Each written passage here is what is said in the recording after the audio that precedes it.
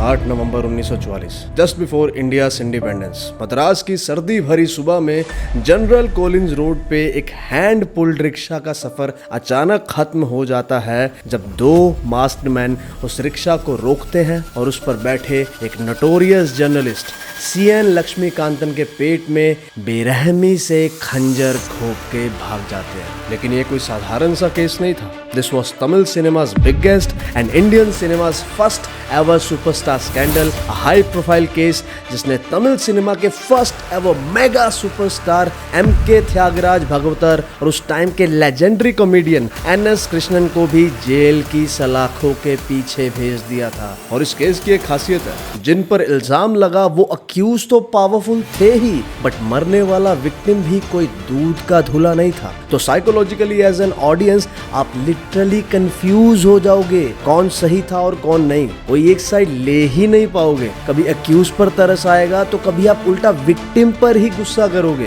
तो आइए वर्तमान काल को भूतकाल में बदलते हैं और बताते हैं कहानी एक ऐसे जर्नलिस्ट की जो फिल्म स्टार्स को ब्लैकमेल करता था और इवेंचुअली उन्हीं के हाथों मार दिया गया, या फिर शायद नहीं। The story of before independence era, blackmail, big shots and a brutal murder.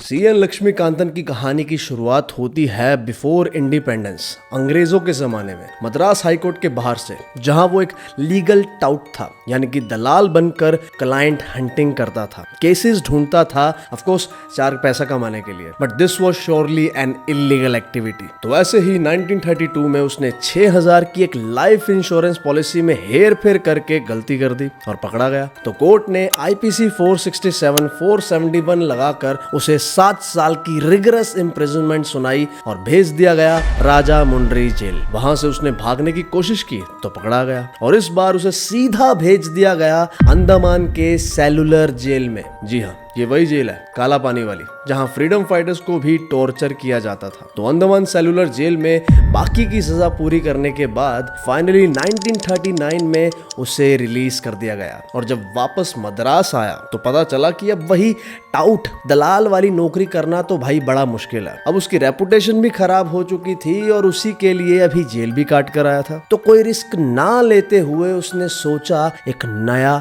नवेला business. उसने देखा कि मद्रास आज के टाइम में जिसका नाम चेन्नई है, वहां लोग तमिल सिनेमा और उनके हीरोज के लिए बहुत निहायती पागल हैं, दीवाने हैं। तो उसने किसी से 3000 बोरो किए और एक हैंड फेड ट्रेडल प्रेस यानी कि पैरों से चलने वाली एक मैनुअल पैडल प्रिंटिंग मशीन खरीदी, जिसके साथ उसने जनवरी 1943 में लॉन्च किया अपना वीकली गॉसिप मैगजीन जिसका नाम था सिनेमा थुटू, जिसमें वो फिल्म स्टार्स की प्राइवेट लाइफ के बारे में स्कैंडलस अश्लील स्टोरीज लिखने लगा, उनके bedroom secrets, affairs, family problems expose करने लगा और यहाँ तक कि उन फिल्म स्टार्स का कैरेक्टर असैसिनेशन और उन्हें डीफेम तक करने लगा। अब इन आर्टिकल्स में कितनी सच्चाई होती थी ये तो कोई नहीं जानता है, पर पब्लिक को क्या चाहिए था? ढेर सारा मसाला जो लक्ष्मीकांतन की मैगजीन से उन्हें भर भर के मिल रहा था। और देखते ही देखते मैगजीन हिट हो गई। प्रिंट रन 3 महीने में ही 4000 क्रॉस कर चुका था। पर लक्ष्मीकांतन का मन अब यहाँ तक नहीं रुकता है। अब वो इसके साथ साथ एक और नया फॉर्मूला क्रैक कर चुका था। अब वो इन स्कैंडल्स को छापने से पहले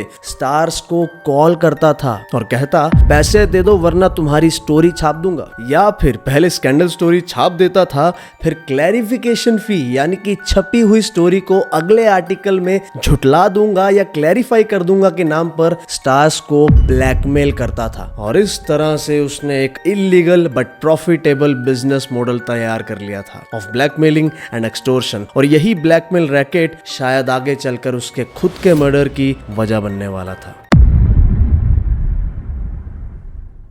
1944 में लक्ष्मीकांतन ने तमिल सिनेमा के 3 मोस्ट पॉपुलर एंड इन्फ्लुएंशियल हस्तियों को अपना मेन टारगेट बनाया और उनके बारे में जितना गलत और बिलो द बेल्ट हो सकता था छापा, जिसमें नंबर 1 पर आते हैं MK Thyagaraja Bhagavathar, also known as MKT, Tamil cinema का पहला सुपरस्टार। 1910 में मयिलादुतुराई में गोल्ड स्मिथ के घर जन्मा एक लड़का जो बना highest paid Tamil actor and a singing star. उनकी फिल्म हरिदास ने रिकॉर्ड बनाया था, ब्रॉडवे ब्रॉडवे सन थिएटर मद्रास में लगातार 2 साल से ज्यादा चलती रही और टोटल कुल मिलाकर 3 साल तक चलती रही। करियर पीक पर था। 1944 में 12 फिल्म साइन थी, बट इस मेगा सक्सेस को शायद किसी की नजर लग गई और सुपरस्टार एमकेटी को एक ऐसा बड़ा झटका लगा जिसने उनका पूरा करियर तबाह कर दिया। Number 2, NS Krishnan, also known as NSK, India के चार्ली चैपलिन कहलाए जाने वाले लेजेंडरी कॉमेडियन जो 1908 नागरकोइल में पुअर फैमिली में जन्मे, बचपन में ही कार्ड पुलिंग करके फैमिली को सपोर्ट किया और आगे चलकर 150 से भी ज्यादा फिल्में करी। एनएसके और उनकी वाइफ टीए मधुरम का कॉमेडी डुओ उस दौर में बहुत ज्यादा फेमस था। नंबर 3, एसएम श्रीरामुलु नायडू, जो कि कोयम्बतूर मूवी मोगुल के नाम से काफी फेमस फिल्म प्रोड्यूसर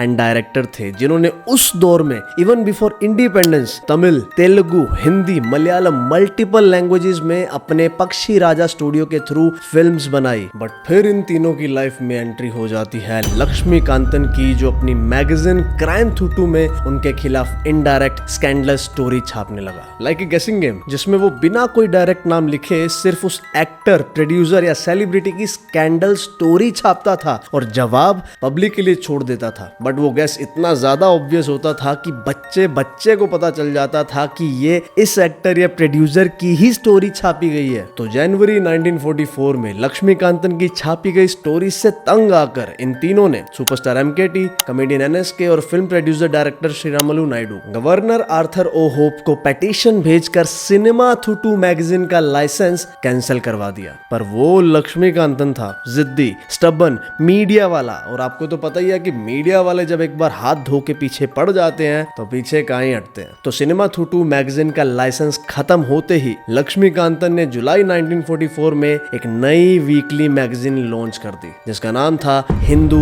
नेशन, और इस बार तो वो फुल अटैक मोड में आ गया। उन तीनों हस्तियों पर बेधड़क सारी हदें पार करते हुए बिलो द बेल्ट छापे जा रहा था। जैसे कि सुपरस्टार एमकेटी पर भगवतर लीलाई गई नाम से 4 पार्ट्स की एक पूरी की पूरी वीकली सीरीज ही छाप दी, जिसमें बिना किसी नाम लिए सुपरस्टार एमकेटी के अवैध अफेयर्स, उसके मिडनाइट होटल मीट्स, अपनी फैन गर्ल्स को ऑडिशन के बहाने सेक्सुअली एक्सप्लॉइट करना, अलग अलग छुपे हुए ठिकाने, सो कॉल्ड लव नेस्ट्स पर अपनी इलिसिट अफेयर्स वाली गर्लफ्रेंड्स को चोरी छिपे मिलना, इन सब चीजों की बारीकी से हर एक ग्राफिक डिटेल छापी थी। फिर लेजेंडरी कॉमेडियन एनएसके पर एक एडिटोरियल छापा जिसमें एनएसके की वाइफ टीए मधुरम को सीधा सीधा प्रोस्टिट्यूट ही बोल दिया, और तो और दोनों स्टार्स एमकेटी और एनएसके पर इनोसेंट गर्ल्स को स्टूडियो ड्रेसिंग रूम में बुलाकर सेड्यूस करने का खुला इल्जाम थोपा। पर नायडू के बारे में उसने ज्यादा कुछ नहीं छापा। इंस्टेड लक्ष्मीकांतन उसे तो कंटिन्यूसली ब्लैकमेल किए जा रहा था कि तुम्हारा जो टैक्स का झोलझाल होता है ना, और ये जो कास्टिंग काउच करते हो, ये सब छाप दूंगा,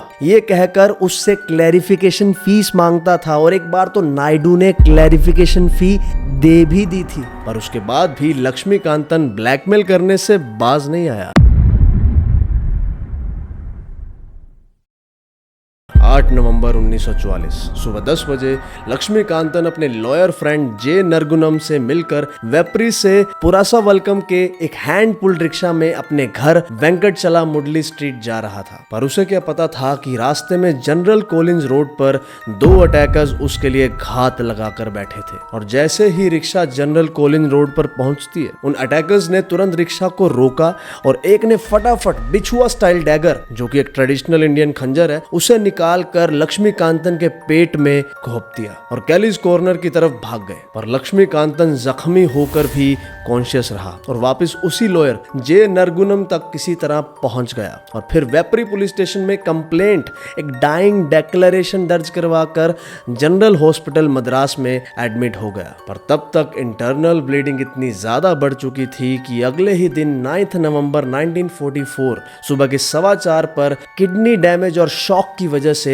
उसकी मौत हो जाती है। अब जब इन्वेस्टिगेशन शुरू की गई तो पुलिस वालों ने लक्ष्मीकांतन के डाइंग डिक्लेरेशन जो उसने रिकॉर्ड करवाया था उसे ही फर्स्ट हैंड डाटा माना। और सबसे शॉकिंग बात तो ये है कि उस डाइंग डिक्लेरेशन में लक्ष्मीकांतन ने किसी का भी स्पेसिफिक नेम तो नहीं मेंशन किया, बट उसने उन अटैकर्स में से एक को आइडेंटिफाई तो जरूर कर लिया था। और मोटा मोटा ये कहा कि मैं जो ये सब हस्तियों के बारे में छापता हूँ ना, उसके चलते मेरे बहुत सारे दुश्मन हैं, तो किसी ने भी अटैक किया हो सकता है। सो बेस्ड ऑन लक्ष्मीकांतन स्टेटमेंट पहले पुलिस ने उसी दोपहर वाडीवेलु नाम के एक शख्स को अरेस्ट किया, जिसका कैलिस कॉर्नर इलाके में पहले से ही नाम गलत कामों के लिए बदनाम था। फिर उसके बयान से वहां से कुछ और लोकल गुंडों को भी हिरासत में लिया। ये सब अभी तक सिर्फ एक सस्पेक्ट ही थे, पर इनमें से एक नागलिंगम नाम का सस्पेक्ट भी था।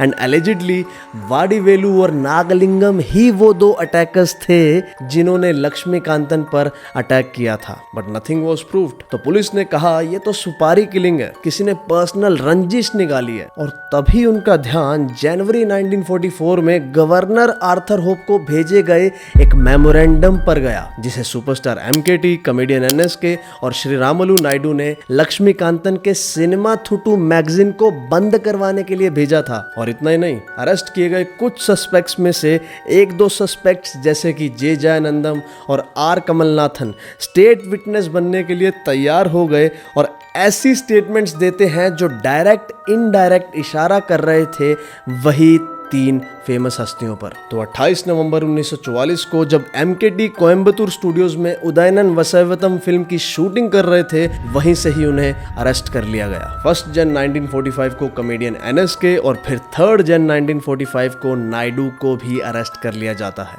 सुपरस्टार एमकेटी, कॉमेडियन एनएसके, श्री रामुलु नायडू, वाडीवेलु, नागलिंगम समेत टोटल 8 लोगों को अक्यूज्ड मानकर उन पर मुकदमा शुरू कर दिया गया। और ये न्यूज बाहर आते ही पूरा मद्रास शॉक हो गया। उनका बिगेस्ट सुपरस्टार अब जेल में था। सुपरस्टार एमकेटी की अपकमिंग 12 फिल्में लाइन में थी, सबकी सब कैंसिल हो गई। मीडिया की माने तो उस टाइम पर लगभग 1 करोड़ तक का भारी लॉस हुआ था, जिसे आज की डेट में कैलकुलेट करें तो लगभग 100 से 150 करोड़ के बीच में बनता है।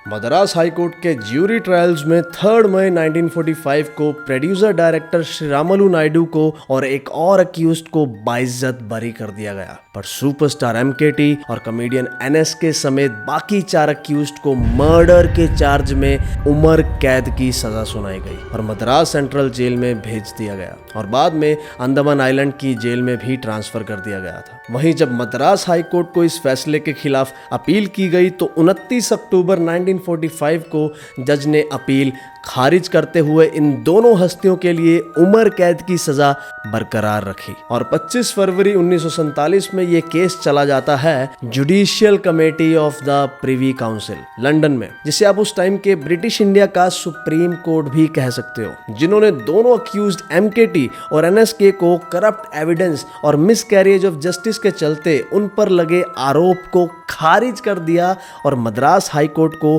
फ्रेश रीट्रायल के लिए बोल दिया। और तब फाइनली 25 अप्रैल 1947 जहां एक तरफ इंडिया इंडिपेंडेंस की कगार पर था, वहीं दूसरी तरफ एक ब्रीफ हियरिंग के बाद दोनों एक्टर्स को फॉर्मली ऑलमोस्ट 2.5 साल जेल काटने के बाद बाइज्जत बरी कर दिया जाता है। अब इतना सब कुछ होने के बाद नायडू की जिंदगी में एज अ प्रोड्यूसर डायरेक्टर कोई फर्क नहीं आया। ही वॉज तो very successful post this incident. और कॉमेडियन एनएसके को तो ये सब लीगल खर्चे ने कर्जे में डाल दिया था। हालांकि उसे वापस फिल्में मिलना स्टार्ट हो गई थी, पर वो पुराने वाली फैन फॉलोइंग नहीं रह गई थी। बट हमारा सुपरस्टार एमकेटी, उनका स्टारडम ड्रास्टिकली गिर चुका था। जेल के टाइम जो उन्होंने एडवांस ले रखा था फॉर हिज अपकमिंग प्रोजेक्ट्स, वो सारा तो वापस करना ही पड़ा।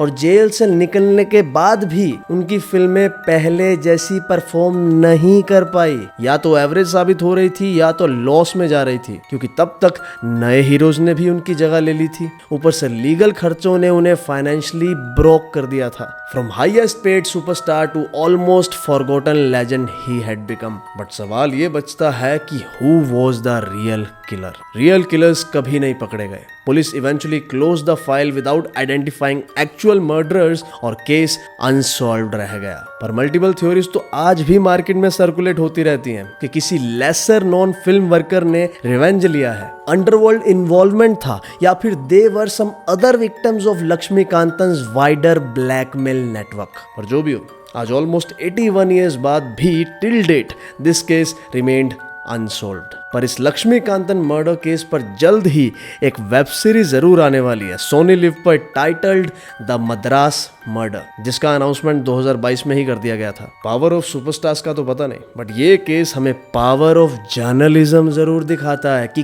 कैसे उसका मिसयूज भी किया जा सकता है। बट जो भी हो, उससे मर्डर जैसे क्राइम को तो जस्टिफाई नहीं किया जा सकता। बाकी हम हाजिर होंगे ऐसी ही एक और never heard true crime case लेकर। तब तक के लिए stay safe and stay curious.